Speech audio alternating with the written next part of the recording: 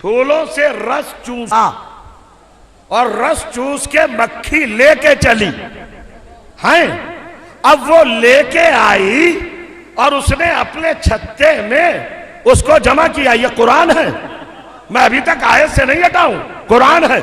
اللہ نے کہا شفا, یہ شفا ہے, شفا, شہد شفا. مکھی کا اگلا ہوا لعاب شفا سمجھ میں آ گیا. کیوں شفا بنا؟ میں بہت بڑا مرحلہ حل کر رہا ہوں.